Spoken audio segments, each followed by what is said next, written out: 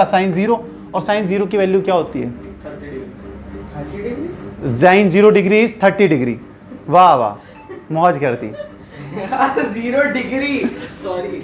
तो electric motor की बात कर रहे थे, तो आपको पता है इलेक्ट्रिक मोटर क्या करती है? अब मैं कुछ लिखूंगा नहीं, आपको पता है इलेक्ट्रिकल एनर्जी को किसमें कन्वर्ट करती है? मैकेनिकल में। एनर्जी। हाँ, फिर क्या होता है?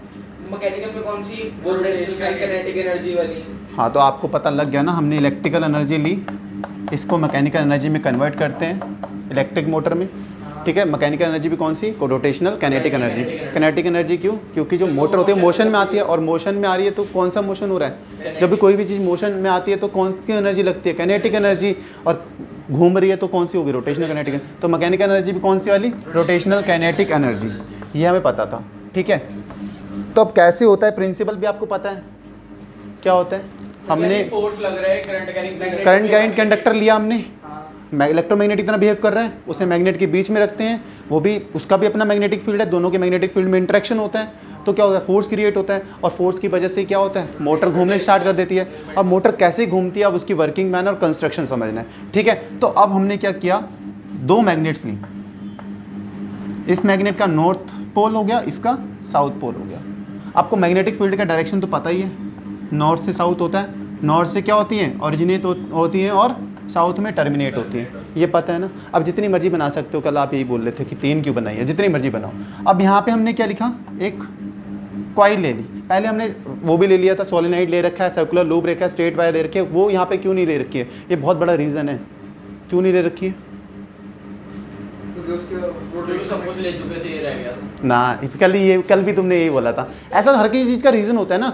देखो अभी इसको क्यों ऐसा ले रखे हैं, रोटेट कराना है ना, तो रोटेट कैसे होगा वही चीज़ को हम समझ रहे हैं। रेक्टेंगुलर कॉइल लेंगे तो रोटेशन होगा, इसलिए हम ले रहे हैं इसको। दूसरा है कि सोलेनॉइड या दूसरी चीज़ें लोगों वो अट्रैक्शन रिपल्सन ऐसे रोटेट नहीं करेंगे, रोटेट नहीं करेंगी। अब देखो हमने रेक्टेंगुलर कॉइल ली, इसी हम रेक्टेंगुलर कॉइल को क्या कह देते हैं? आर्मचेयर कॉइल भी कह देते हैं, या रेक्टेंगुलर लूप भी कह देते हैं। तो रेक्टेंगुलर कॉइल ही कह रहे हैं, ये ले ली मैंने।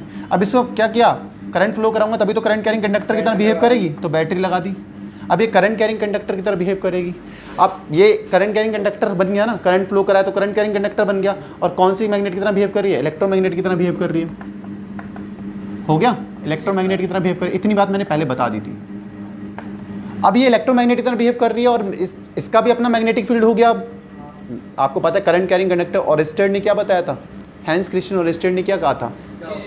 कभी भी किसी कंडक्टर में करंट फ्लो करा देते हैं तो वो कंडक्टर, तो कंडक्टर कैसा बन जाता है? करंट कैरिंग कंडक्टर बनता है, और उसके अराउंड भी क्या होती है? मैग्नेटिक फील्ड होती है। तो ये आपकी इलेक्ट्रोमैग्नेटिक्स के अराउंड भी मैग्नेटिक फील्ड है, और मैग्नेट की भी, इस मैग्नेट की भी अपनी मैग्नेटिक फील्ड है। दोनों की मैग्नेटिक फील्ड में क्या होगा? इंटरेक्शन होगा। इंटरेक्शन हो गया तो फोर्स क्रिएट होता है, उस फोर्स को मैग्नेटिक फोर्स कहते हैं। ये कहानी किसने बताई थी? एंड्रे एम्पियर ने बताई थी। ठीक है, एंड्रे एम्पियर ने बताई थी। ठीक है, ये कहानी बताई थी। तो अब फोर्स तो होगा क्रिएट, अब फोर्स लग कहाँ पे रहा है? जैसे मैंने इसको कॉइल को नेम दे दिया ABCD। आपको पता है AB, ये यहाँ से इसकी बात करता हूँ, ये कंडक्टर ही तो है, ये पूरा ये भी कंडक्टर्स है, मतलब कॉपर वायर से मिलकर बना है। AB की बात करूँ, आपको ये पता है ना, ये मैग्नेटिक फील्ड का डायरेक्शन है, और ये क्या है? AB, ये AB मान लो AB है। AB और कंडक्टर दोनों आपस में क्या है? परपेंडिकुलर है। कंडक्टर कह रहा हूँ, ये कंडक्टर है और मैग्नेटिक फील्ड है। मैग्नेटिक फील्ड और कंडक्टर क्या है? आपस में परपेंडिकुलर हैं। दोनों के बीच का एंगल कितना है? 90 डिग्री। और फोर्स फाइंड करने का हमें फॉर्मूला पता है ना, F = बिल साइन थीटा। और थीटा क्या होता है? Angle between magnetic field and conductor. Conductor और मैग्नेटिक फील्ड के बीच का जो एंगल होता है उसे हम थीटा कहते हैं। तो कितना एंगल है? 90 डिग्री। और साइन 90 की वैल्यू क्या होती है? 1। और क्या आ जाएगा? बिल। बिल आ गया, इसका मतलब कोई ना कोई फोर्स तो है ना। तो फोर्स लगेगा कहाँ पे? AB पे। AB पे फोर्स लगेगा। अब कहाँ पे लगेगा हम उसे फाइंड करेंगे। कहाँ पे लगेगा? फ्लेमिंग लेफ्ट हैंड रूल हमें पता है। आपको पता है मैग्नेटिक फील्ड का डायरेक्शन क्या है? नॉर्थ से साउथ। तो मैग्नेटिक फील्ड कौन शो करता है? ये इंडेक्स फिंगर, मैग्नेटिक फील्ड। और करंट कहाँ को लग रहा है? अपवर्ड लग रहा है। तो ऐसा हो गया, अपवर्ड करंट भी आ रहा है, मैग्नेटिक फील्ड। और फोर्स कैसा है? अंदर को। अंदर क्यों? इनवर्ड।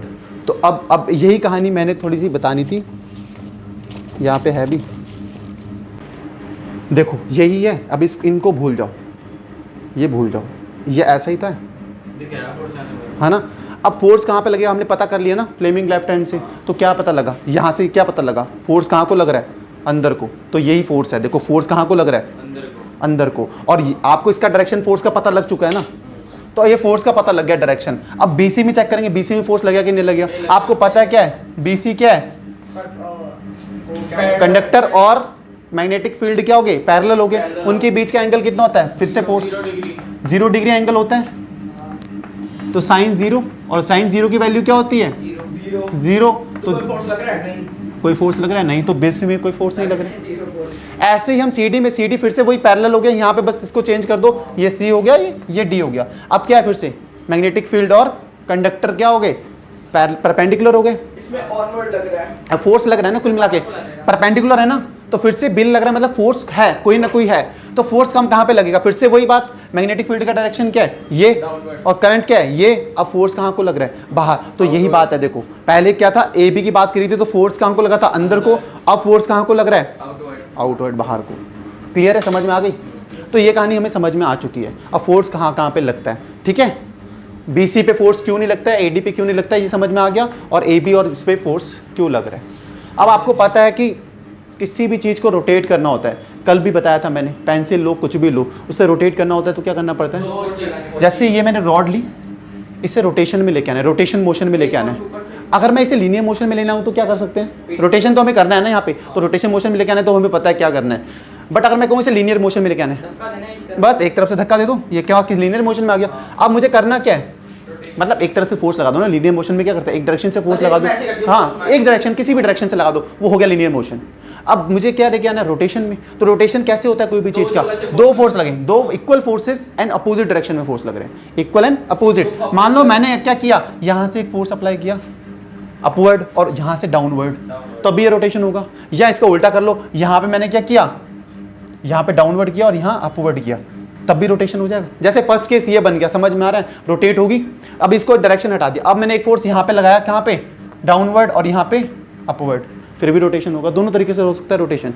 बट हम देखो, आपको पता है फैन कैसे करता है मूव, एंटी क्लॉकवाइज ना, तो फिर इसका मतलब फोर्स का डायरेक्शन कहाँ पे लग रहा है, पहले ऊपर पहले नीचे, यहाँ पे क्या लग रहा है, नीचे, नहीं ऊपर ना, ऊपर लगेगा तभी तो एंटी क्लॉकवाइज होगा, और यहाँ पे।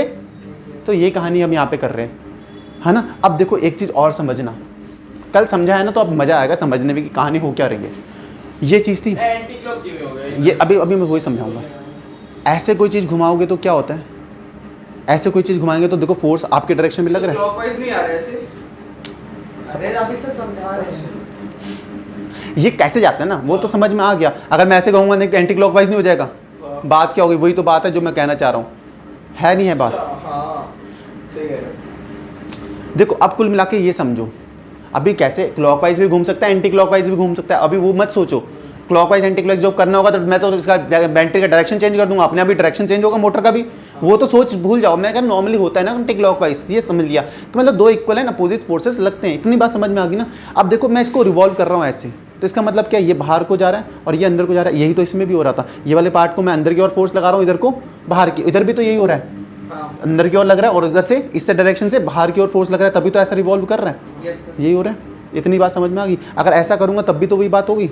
अब कहाँ पे फोर्स लग रहा है, अब ये इधर से मेरी साइड में लग रहा है, ये इधर से मेरी साइड को फोर्स लग रहा है, ऐसा तब भी तो घूमेगी, ऐसे ही तो होता है। तो ये चीज़ तो हमें समझ में आ चुकी है, ये करंट का डायरेक्शन था। अब आपको पता है ये रिवॉल्व करेगी, घूमेगी, ये घूमेगी तो ये अपनी तारे भी तो घूम जाएंगी, तारे घूमेंगी तो तारे उलझ जाएंगी। एक दो चक्कर तो कोई दिक्कत नहीं होती है, एक दो रैपिंग होगी तो कोई चक्कर नहीं, एक दो बार उलझ गई तो फर्क नहीं पड़ता। 4 5 10 बार करेंगे तो उलझ गई ना, फिर तो चलेगी नहीं सर्किट, करंट ही नहीं फ्लो होगा, करंट फ्लो होगा तो वो चलेगा नहीं, इफेक्ट ही नहीं करेगा।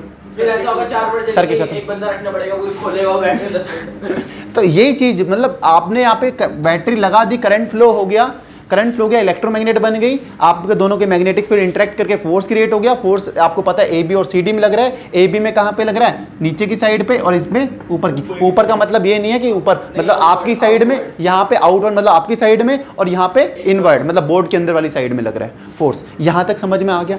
उसके बाद हमें ये भी पता लग गया बैटरी, अगर यहाँ पे अगर बैटरी भी घूम जाएगी, मतलब तारे भी घूमेंगी तो तारे उलझ जाएंगी, तो बहुत बड़ी दिक्कत होगी। फिर यहाँ पे हमने क्या लगाया, यहाँ पे हमने हमें कम्यूटेटर लगाया। कम्यूटेटर क्या होता है, जिसमें 2 हाफ रिंग्स होती है, 2 हाफ रिंग्स होती है, 2 हाफ स्प्लिट रिंग्स होती हैं, ठीक है। तो ये स्प्लिट रिंग्स है, और स्प्लिट रिंग्स के ऊपर क्या लगे हुए हैं, कार्बन ब्रशेस। ये क्या होते हैं, परफेक्टली आपके ज्वाइन नहीं होते हैं। अभी देखो दोनों कांटेक्ट में है ना, अभी स्प्लिट रिंग्स और कार्बन ब्रशेस कांटेक्ट में है, कांटेक्ट में आपको पता है कि फोर्स भी लग रहा है। अभी ये कहानी को अब हम ऐसे समझेंगे, देखो ये मान के चलो, ये क्या आपके पास, ये कार्बन ब्रशेस हैं, ये एक्स है, ये वाई है, और ये आपको ऐसे देखो, यही था ना ABCD, यही था। अब पहले नॉर्मली अभी हमने किया था, देखो एक ज्वाइन हो गए, मैंने कहा था देखो स्प्लिट रिंग्स होती हैं वो क्या होती है, आपस से दूर दूर रखनी है, ज्वाइन करके नहीं रखनी। तो जैसे मैंने इसके अंदर ले लिया, ये कहानी कर दी, अभी नॉर्मली ऐसा ही है, बट अभी क्या हो गया, मैंने करंट फ्लो करा दिया। करंट फ्लो कराऊंगा तो क्या होता है, आपके हाथ में करंट लगेगा ना मेरे हाथ में नहीं लगा, मैंने बड़ा ही नहीं है, देखो मैंने पूरा साइड करके रखा हुआ है, ठीक है। करंट फ्लो कराया, अभी समझ लो अच्छे से, फिर स्पीड करेंगे, फिर आगे तेजी से बढ़ना है हमें। करंट फ्लो कराया तो क्या हो गया, इलेक्ट्रोमैग्नेटिक बिहेव करने लग गया कंडक्टर, उधर भी मैग्नेटिक फोर्स क्रिएट हो गया, मैग्नेटिक फोर्स क्रिएट हो गया। तो अब ये क्या करेगी, पहले ऐसे थी ना, ऐसे होगी, अब रोटेशन होगा, आपको मैंने बताया इधर से अंदर की ओर फोर्स लग रहा है, उधर से बाहर की ओर, तो ऐसे तो रोटेशन होगा। तो ये यहाँ पे अभी कांटेक्ट में है ना कार्बन ब्रशेस के, अब ऐसे हो जाएगा, कार्बन ब्रशेस में कांटेक्ट में है या तो नहीं है, या लूजली है या तो नहीं है। पहले क्या थी, देखो प्रॉपरली दोनों के साथ कांटेक्ट में थी, है ना। अब यहाँ से ऐसे कर दिया तो कांटेक्ट है। अभी कितना घूमी है, देखो इतना घूमी हल्का सा, अब ये पूरा घूमने में क्या होगा, इनर्शिया की वजह से यहाँ तक आई है, इनर्शिया की वजह से अपने आप पूरा घूम जाएगी। बट ये कांटेक्ट में नहीं है ना, कार्बन ब्रशेस अब कांटेक्ट में स्प्लिट रिंग्स के, तो इसमें करंट फ्लो हो रहा है अब अभी तो कांटेक्ट ही में नहीं है कंडक्टर में, तो करंट क्यों फ्लो होगा, अभी करंट फ्लो होगा तो ये घूमेगी, ये तो ना घूमेगी, अब ये घूमेगा, ये नहीं घूमेगा, ये घूम जाएगी इनर्शिया के कारण। अभी यहाँ तक घूम गई ना, ये घूम गई, अब फिर से कांटेक्ट में आ गई कार्बन ब्रशेस के, कांटेक्ट में आ गई तो मतलब क्या होगा, फिर से करंट फ्लो होगा, है ना, फिर से करंट फ्लो होगा, फिर से रिवॉल्व करेगी, ऐसे कंटिन्यूसली घूमती जाएगी। इससे एक चीज और देखो, अब घूमना तो पता लग गया कि अभी ऐसे थी, अब ये रिवॉल्व करेगी तो ये स्प्लिट रिंग्स भी ऐसे घूम जाएगी। अब ये कार्बन ब्रशेस स्प्लिट रिंग्स के यहाँ तो आप कहोगे कि कांटेक्ट में नहीं है या बहुत लूजली कांटेक्ट में, पहले तो सिंपल से कांटेक्ट में थे, अब करंट फ्लो होना बंद हो गया तो चारे नहीं घूमेंगी। Good evening. अब तारे नहीं घूमेंगी, यही होती है ना बात। अब आपको यहाँ से पूरी कहानी समझ में आ गई, बट अब यहाँ तक ये हुआ, अभी जो स्प्लिट रिंग्स है अपने आप ही इनर्शिया की वजह से क्या होता है, ये पूरी घूम जाती है। अब क्या हुआ, अब हुआ है आपका हाफ रोटेशन, पहले हाफ नहीं होता, पहले क्वार्टर हुआ था, और हाफ जो क्वार्टर से आपको हाफ में आना होता है तो अपने आप ही आ जाता है ना इनर्शिया के कारण। जैसे आप वही कार वाले, इसने गाड़ी वाला बताया था जो एग्जांपल, आप कार में चलो, अचानक से ब्रेक लगाई, आप थोड़ा एकदम आ जाते हो रेस्ट में, आप आगे जाते हो ना, एकदम अचानक से झटका लगता है आपको आगे के लिए, कार तो वहीं पे रुक जाती है यार, ब्रेक लगाते हो तो कार आगे तक जाती है स्लिप कर करके, अगर रेते पे मारो वो बात अलग है यार, फिर तो फ्रिक्शन का रोल आ गया ना वहाँ पे। अभी सिंपल सी बात है, कार पे ब्रेक मारते हो आप तो क्या होता है, आप भी आगे और जाते हो, झटके के साथ जाते हो, होता है एयर बैग्स लगे होते हैं बचाने के लिए फिर, ठीक है। तो ये क्या हुआ, झटके के साथ एकदम अचानक से इधर की ओर आ जाती है, ये बहुत कम टाइम में होता है, आप देख नहीं पाते हो इसको। अब ये हुआ, ये तो इधर की आ गई, है ना, ये तो पूरा एक हाफ रोटेशन अब कंप्लीट हो गया, पहले क्या हुआ तो क्वार्टर हुआ था और इनर्शिया के कारण हाफ अपने आप कंप्लीट हो गया, बट ये तो कांटेक्ट में नहीं रही ना, जब क्वार्टर था तो ये तो आ गया, जो कार्बन ब्रशेस कांटेक्ट में नहीं थे तो करंट फ्लो नहीं हो रहा था, तो ये तो घूम ही नहीं। तो ऐसे ही होता है, अब जब हाफ रोटेशन हो गया तो CD यहाँ पे आ गया और AB यहाँ पे आ गया, अब हाफ रोटेशन हुआ, अब ये कार्बन स्लेट से भी इधर आ गई, हाफ रोटेशन।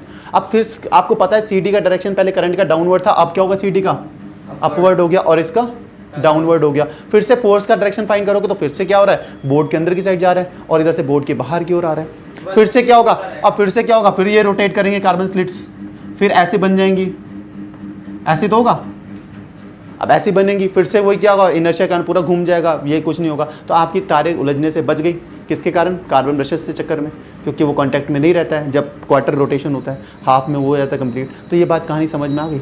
अब यहाँ से तो हमारी देखो मोटर तो वर्क करने लग गई, है ना, हाँ कोई डाउट है, तो यहाँ तक की कहानी तो हमें समझ में आ गई। अब मोटर की स्पीड कैसे कंट्रोल करते हैं, तो 3 तरीके बताए। एक तो होता है जैसे हम वोल्टेज रेगुलेटर का यूज़ करके पोटेंशियल डिफरेंस को कम ज़्यादा करते हैं, उससे क्या होता है, स्पीड कंट्रोल कर लेते हैं। जितना ज़्यादा पोटेंशियल डिफरेंस उतना ज़्यादा करंट, जितना कम पोटेंशियल डिफरेंस उतना कम करंट। ये ओम्स लॉ नहीं तो बताया था, I प्रोपोर्शनल टू क्या होता है, V पोटेंशियल डिफरेंस। तो वोल्टेज रेगुलेटर यही तो करता है, पोटेंशियल डिफरेंस को बढ़ाते कम बढ़ाते हैं, एक रीज़न ये बताया था। दूसरा क्या करते हैं, लेंथ को बढ़ा देते हैं, जितनी ज़्यादा लेंथ होगी क्या होगा, उतना ज़्यादा मैग्नेटिक फील्ड होगा, ऐसे ही होता है ना, मैग्नेटिक फील्ड बढ़ेगा और जितना ज़्यादा मैग्नेटिक फील्ड होगा क्या होगा, है स्पीड बढ़ गई। 2 रीज़न हो गए। तीसरा रीज़न क्या होता है, जितना करंट को बढ़ा दो, जितना ज़्यादा करंट उतना ज़्यादा मैग्नेटिक फील्ड, जितना ज़्यादा मैग्नेटिक फील्ड उतना ज़्यादा फोर्स। क्लियर है। तो 3 चीज़ों पे ये मोटर, ये काम खत्म हो गया मोटर का। तो यही चीज़ हमने कल समझी थी।